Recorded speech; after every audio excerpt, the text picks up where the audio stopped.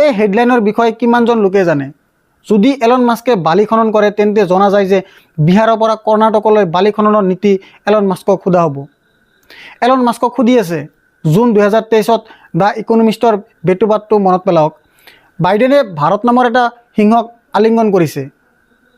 কিছুমানে কয় যে এই ছবিখন বন্ধুত্বৰ নহয়, সিংহক কণ্ট্ৰল কৰাৰ এক ধাৰণা। আমেৰিকাই তেওঁক নিজৰ জিম্মাত লৈছে। ট্ৰাম্পে এতিয়া শপত গ্ৰহণ কৰা নাই। এতিয়াৰ পৰা এলন মাস্কক মাতি অনাৰ প্ৰতিবেদন ইতিমধ্যে খবৰত প্ৰকাশ পাবলৈ আৰম্ভ কৰিছে। বৈদ্যুতিক গাড়ীখন 2025 চনৰ জানুৱাৰীত আৱিষ্কাৰ হোৱা নাছিল। 2025 চনৰ জানুৱাৰীত আৱিষ্কাৰ কৰা হোৱা নাছিল। টেছলাই 2008 চনৰ পৰা গাড়ী নিৰ্মাণ কৰি আহিছে আৰু একে বছৰতে চীনৰ গাড়ী কোম্পানীয়ে BYD-য়ে এখন বৈদ্যুতিক গাড়ী মুকলি কৰে। আজি BYD-য়ে টেছলাৰ সৈতে প্ৰতিযোগিতা কৰি আছে আৰু বহুতো বজাৰত পিছ পেলাই ৰাখিছে। কিন্তু আপুনি আমাক ক'ব পাৰিবনে যে 2014 চনৰ পৰা 2024 চনলৈ এই 10 বছৰত ভাৰতে নিজৰ প্ৰযুক্তিৰ আধাৰত নিজৰ ক্ষমতাত এনে সামগ্ৰী প্ৰস্তুত কৰিছিল যাক ইয়াৰ নিজা বুলি কোৱা হ'ব?